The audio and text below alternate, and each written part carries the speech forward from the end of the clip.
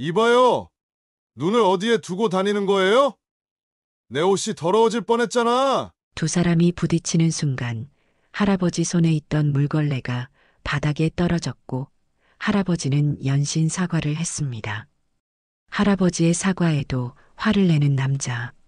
그 순간 정장을 입은 남자들이 매장 안으로 들어왔고 이내 할아버지에게 90도로 인사합니다. 인사를 받은 할아버지의 구부정했던 허리가 펴지고 초라했던 표정에서 위험이 느껴지기 시작했죠. 모두가 눈치챘습니다. 할아버지는 평범한 청소부가 아니었어요.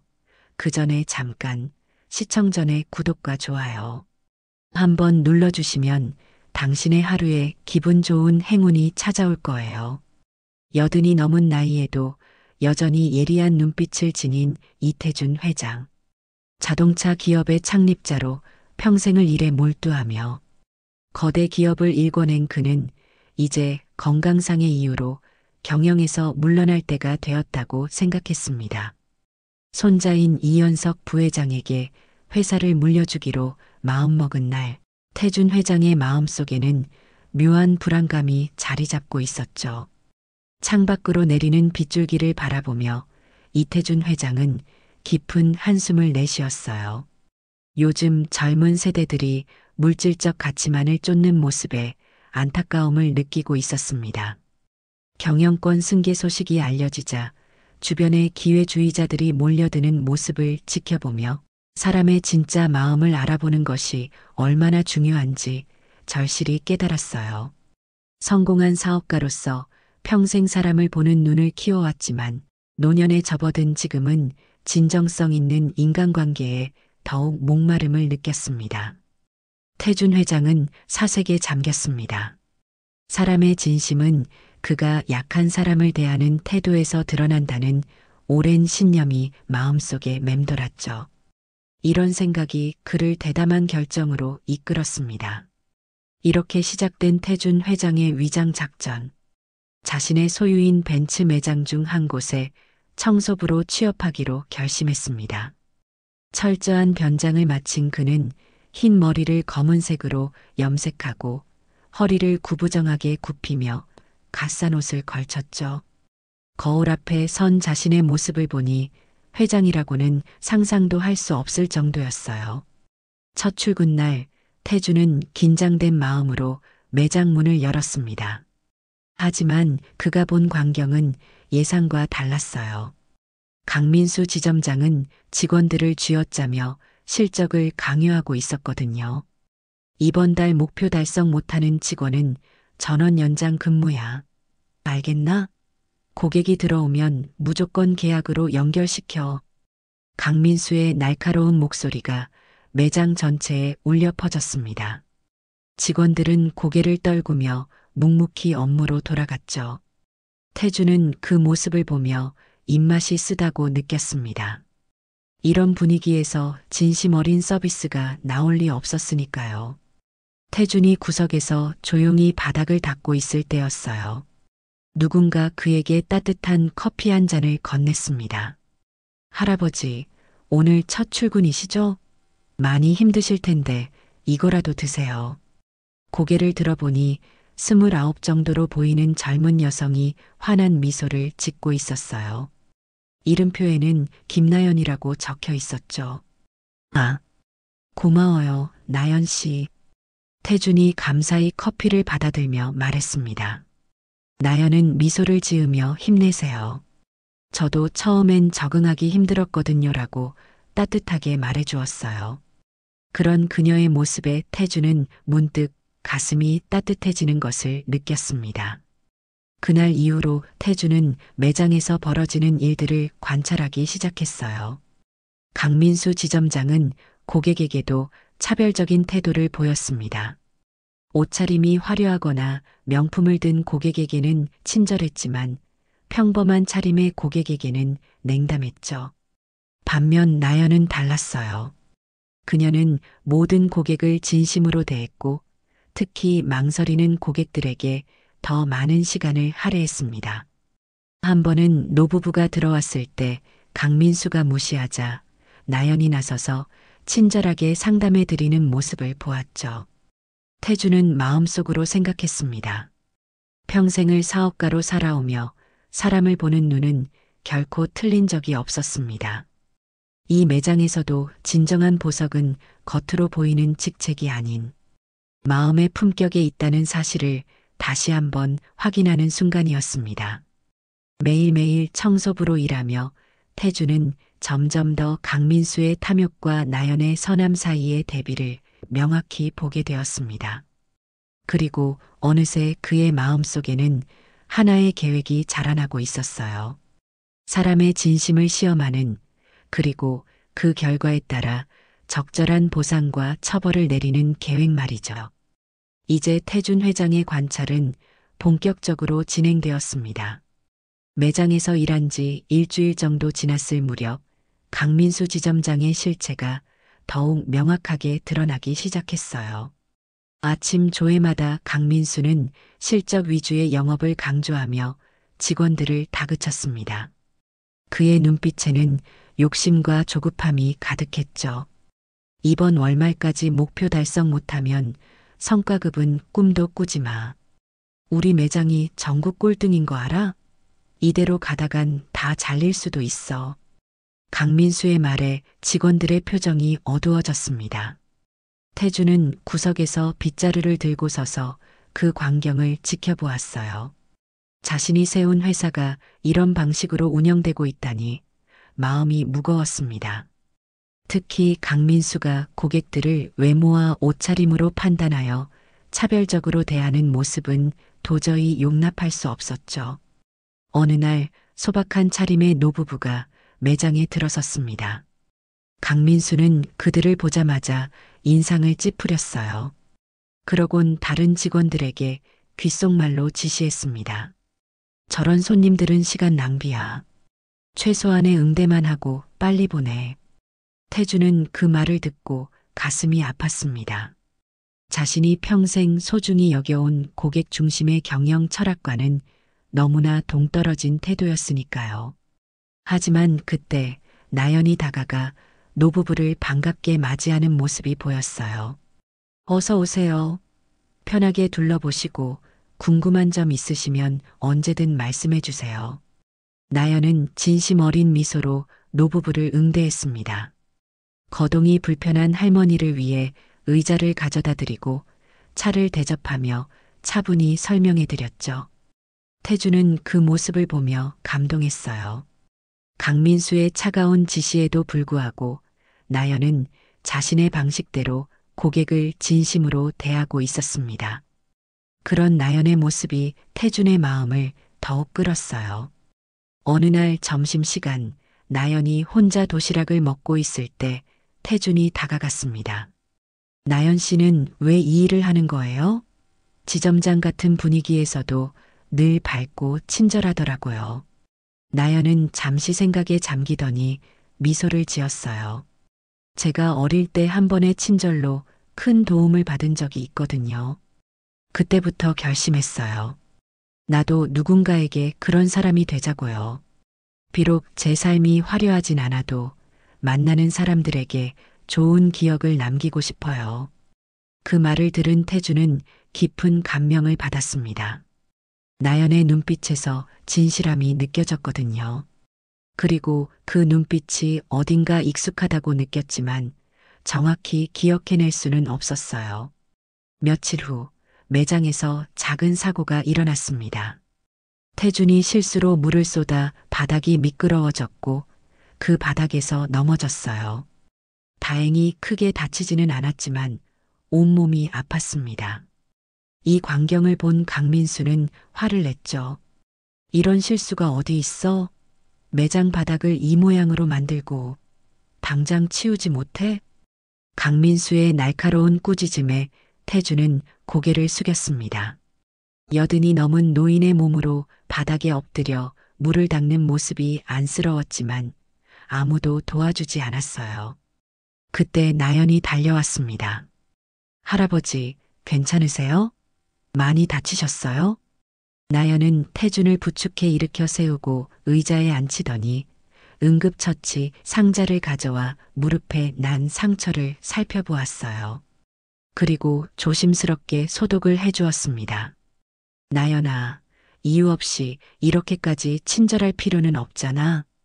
태준이 물었습니다. 나연은 고개를 들고 진지한 표정으로 대답했죠. 그냥 그래야 할 것 같아서요. 저도 누군가에게 도움이 필요할 때가 있었거든요. 그때 도와주신 분이 계셨기에 지금의 제가 있어요. 태주는 그 말을 듣고 가슴이 뭉클해졌습니다. 세상에 아직 이런 마음을 가진 젊은이가 있다는 사실이 그에게 큰 위안이 되었어요. 그리고 이 순간 태주는 자신의 시험에서 나연이 이미 합격했다고 느꼈습니다. 반면 강민수 지점장은 점점 더 태준을 귀찮게 여기기 시작했어요. 매장에 찾아오는 고객의 수가 늘어나면서 강민수는 청소부인 태준이 고객들의 눈에 띄는 것을 불편해했습니다.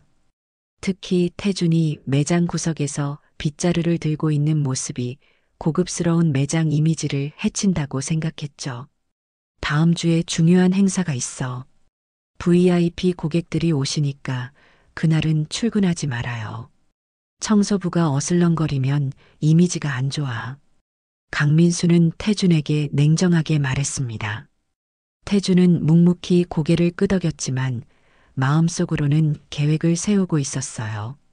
바로 그 VIP 행사야말로 자신의 시험을 완성할 절호의 기회라고 생각했거든요. 태준은 손자인 이현석 부회장에게 전화를 걸었습니다. 자신의 계획을 설명하고 협조를 요청했죠. 이현석은 처음에는 할아버지의 위험한 장난에 놀랐지만 곧 그 의도를 이해하고 돕기로 했습니다. 이제 모든 준비는 끝났어요. 강민수 지점장과 김나연 그리고 다른 직원들을 진정으로 시험할 시간이 다가오고 있었습니다. VIP 행사를 앞둔 매장은 분주함으로 가득 찼습니다. 강민수 지점장은 직원들을 불러 모아 특별 미팅을 진행했어요. 그의 눈빛에는 평소보다 더 강한 욕심이 서려 있었습니다. 강민수는 오늘 행사가 매장의 운명을 좌우할 중요한 자리라며 직원들을 엄하게 다그쳤습니다. 본사 중역들이 올 것이라는 소문에 그의 목소리는 평소보다 더 날카로웠죠. 태주는 구석에서 그 모습을 지켜보았어요. 강민수가 자신을 발견하자 곧바로 얼굴이 일그러졌습니다. 강민수는 태준에게 오늘 오지 말라고 했던 것을 상기시키며 화를 냈어요. 태준은 담담하게 청소할 곳이 많다는 변명을 했지만 강민수의 분노는 쉽게 가라앉지 않았습니다. 그는 청소부 주제에 VIP 행사에 끼어든다며 태준을 내쫓으려 했죠. 태준이 몸을 돌리려는 순간 나연이 다가왔습니다. 그녀는 준비할 것이 많으니 손님들이 오기 전까지만 할아버지가 뒤편에서 일하도록 하자고 제안했어요. 강민수는 나연을 노려보았지만 곧 다른 일에 신경 쓰느라 더 이상 말하지 않았습니다. 태주는 나연에게 감사의 눈빛을 보내며 매장 뒤편으로 자리를 옮겼죠. 시간이 흘러 VIP 행사가 시작되었습니다. 고급 의상을 차려입은 손님들이 속속 매장으로 들어왔어요. 직원들은 환한 미소로 손님들을 맞이했고 강민수는 가장 앞에 서서 굽실거리며 인사했습니다. 태주는 조용히 매장 뒤편에서 상황을 지켜보고 있었죠. 그때 한 남자가 매장에 들어섰습니다. 완벽하게 재단된 수트와 고급스러운 시계, 그리고 카리스마 넘치는 눈빛을 지닌 사람. 바로 이현석 부회장이었어요.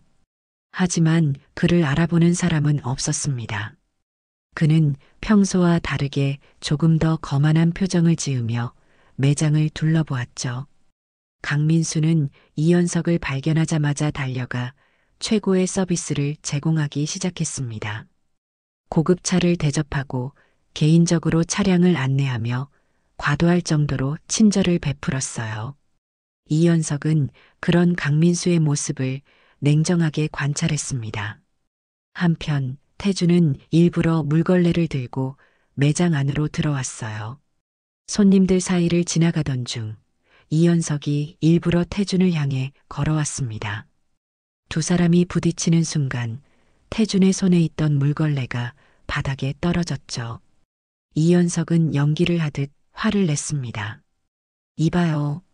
눈을 어디에 두고 다니는 거요? 내 옷이 더러워질 뻔했잖아. 태준은 고개를 숙이며 사과했어요. 강민수는 이 광경을 보고 달려와 이현석에게 연신 사과하며 태준을 밀쳐냈습니다. 그는 태준에게 매서운 눈빛을 보내며 즉시 뒤로 물러가라고 눈짓했죠. 그 순간 나연이 다가왔습니다. 그녀는 태준을 부축하며 조용히 위로했어요. 그리고 이현석을 향해 고개를 숙이면서도 품이 있는 목소리로 말했습니다. 손님, 죄송합니다만 우리 할아버지께서 연세가 많으셔서 그러셨을 거예요. 실례가 있었다면 진심으로 사과드립니다. 이현석은 잠시 나연을 바라보았습니다. 그녀의 진심 어린 태도에 조금 놀란 듯 했어요. 하지만 곧 연기를 계속하며 냉정하게 대답했습니다. 됐어요. 다음부터는 이런 직원 관리 좀 제대로 하세요. 강민수는 태준에게 더 이상 매장에 들어오지 말라고 강하게 경고했습니다. 태준은 묵묵히 뒤로 물러났지만 그의 눈에는 이미 모든 것을 지켜본 사람의 통찰력이 빛나고 있었어요. 행사가 절정에 달했을 때 이현석은 갑자기 강민수에게 물었습니다. 이 매장의 최고 책임자가 누구입니까? 강민수는 자신만만하게 대답했어요. 제가 이 매장의 지점장입니다. 이현석은 미소를 지으며 고개를 끄덕였습니다. 그리고 곧 그의 표정이 달라졌어요. 더 이상 거만한 고객이 아닌 위험 있는 경영자의 모습으로 변했습니다. 강민수는 그 변화를 느끼고 어리둥절한 표정을 지었죠. 좋아요. 그럼 곧 있을 중요한 발표를 기대하세요. 이현석의 말에 강민수는 당황했지만 그저 미소를 지을 뿐이었습니다. 그리고 이현석은 조용히 태준이 있는 방향으로 눈짓했어요. 이제 모든 준비가 끝났습니다. 진실이 드러날 시간이 다가오고 있었죠. 행사가 한창일 때 매장 입구에서 소란이 일어났습니다. 정장을 차려입은 여러 명의 사람들이 우르르 들어오고 있었어요. 그들의 표정은 무척 엄숙했고 걸음걸이에서는 위험이 느껴졌습니다. 강민수는 갑작스러운 상황에 당황했지만 곧 환한 미소를 지으며 그들을 맞이했죠. 어서 오십시오. 무슨 일로? 강민수의 말이 채 끝나기도 전에 그 무리 중 한 사람이 앞으로 나섰습니다. 그는 다름 아닌 이현석 부회장이었죠. 아까와는 달리 이번엔 정체를 숨기지 않고 당당하게 자신을 드러냈어요. 강민수 지점장님, 저희가 왜 왔는지 아십니까? 이현석의 목소리는 차분했지만 강한 힘이 느껴졌습니다. 강민수의 얼굴이 하얗게 변했어요. 그제야 아까 자신이 특별 대우했던 손님이 부회장이었다는 사실을 깨달은 듯 했습니다. 매장 안의 모든 사람들의 시선이 그들에게 쏠렸죠. 이현석은 천천히 매장 안을 둘러보더니 태준이 있는 쪽으로 걸어갔습니다. 강민수는 불안한 눈빛으로 그 모습을 지켜보았어요. 이현석이 태준 앞에 서자 놀라운 일이 벌어졌습니다. 이현석은 태준에게 깊이 고개를 숙이며 인사했죠. 할아버지, 이제 그만하시죠. 모두가 보고 있습니다. 이현석의 이 한마디에 매장 안은 술렁이기 시작했습니다. 직원들은 서로를 바라보며 어리둥절한 표정을 지었어요. 태준은 천천히 고개를 들어 이현석을 바라보았습니다. 그리고 미소를 지으며 일어섰죠. 태준이 일어서자 그의 모습이 조금씩 달라지기 시작했습니다. 구부정했던 허리가 펴지고 초라했던 표정에서 위험이 느껴지기 시작했어요. 그가 걸음을 옮길 때마다 청소부가 아닌 다른 사람의 모습이 드러났습니다. 이제 모두가 눈치챘죠. 그는 평범한 청소부가 아니었습니다. 이연석이 큰 목소리로 선언했습니다. 여러분, 이분은 우리 회사의 창립자이신 이태준 회장님이십니다. 제 할아버지시죠. 순간 매장 안은 얼어붙은 듯 조용해졌어요. 강민수의 얼굴은 창백하게 변했고 다른 직원들은 충격에 빠진 표정이었습니다. 누구도 이런 상황을 예상하지 못했죠. 태주는 천천히 매장 중앙으로 걸어 나왔습니다. 그의 걸음걸이는 더 이상 노쇠한 청소부의 것이 아니었어요. 자신감과 위엄이 느껴지는 기업가의 걸음이었습니다. 강민수는 그 모습을 보고 무릎이 꺾이는 듯한 충격을 받았어요. 강민수 지점장, 내가 어떻게 나를 대했는지 기억하나? 태준의 목소리는 낮지만 힘이 있었습니다. 강민수는 어떻게 대답해야 할지 몰라 그저 입만 벙긋거렸어요. 그는 이제 자신이 어떤 실수를 저질렀는지 깨닫고 있었습니다. 청소부라고 무시하고 함부로 대했던 사람이 바로 회사의 창립자라니요. 강민수는 결국 무릎을 꿇고 용서를 구했습니다. 하지만 태준의 표정은 변하지 않았어요. 그는 강민수를 바라보며 말했습니다. 내가 이 회사를 세울 때의 첫 번째 원칙이 무엇인지 아나? 모든 사람을 존중하라는 것이었어. 고객이든 직원이든 청소부든 상관없이 말이야. 태준의 말에 매장 안은 숨소리조차 들리지 않을 정도로 조용해졌습니다. 모두가 그의 말에 귀를 기울이고 있었어요.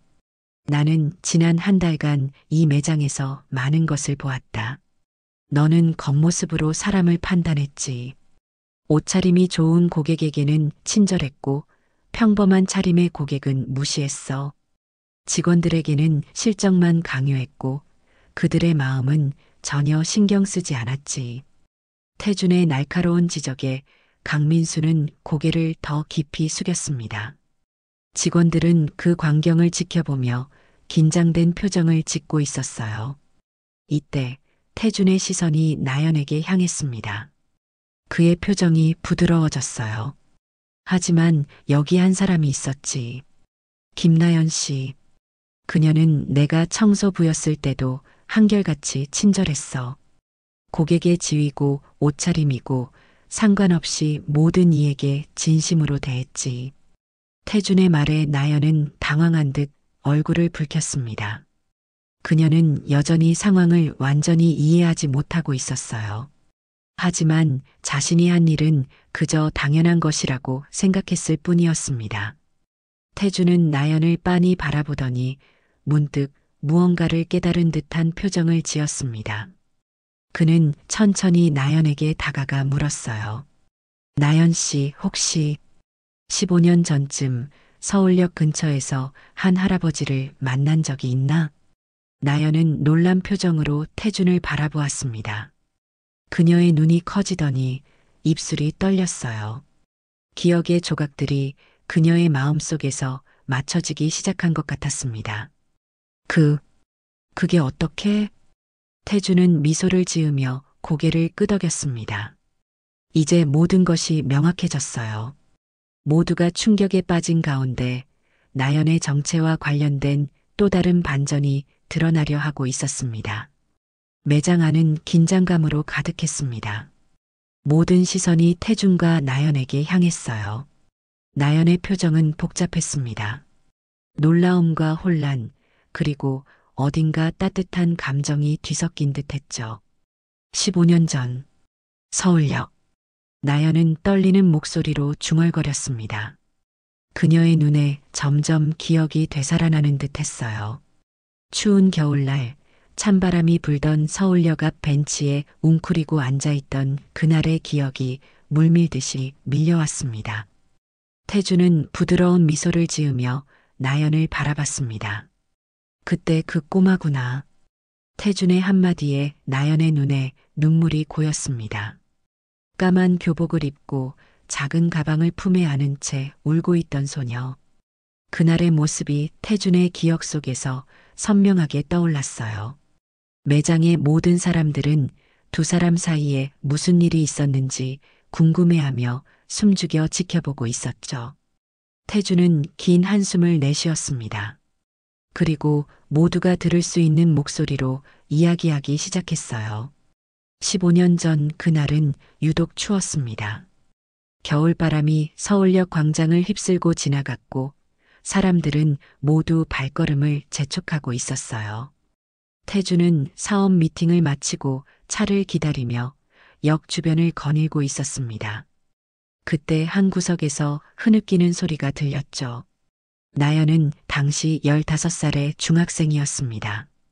부모님을 교통사고로 잃은 지 1년이 되던 해였어요. 냉담한 친척 집에서 생활하던 그녀는 그날따라 특히 힘든 하루를 보내고 있었습니다. 학교에서 급식비를 내느라 버스비가 부족했고 친척들에게 말하기도 민망했죠. 집까지 걸어가기엔 너무 먼 거리였습니다.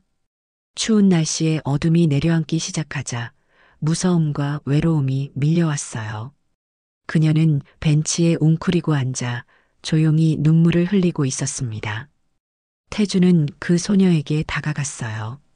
처음에는 경계하는 눈빛이었지만 태준의 따뜻한 미소에 나연은 조금씩 경계를 풀었습니다. 버스비가 없어 집에 갈 수 없다는 이야기를 들은 태주는 주머니에서 지갑을 꺼내려다 문득 생각을 바꿨어요. 배고프지?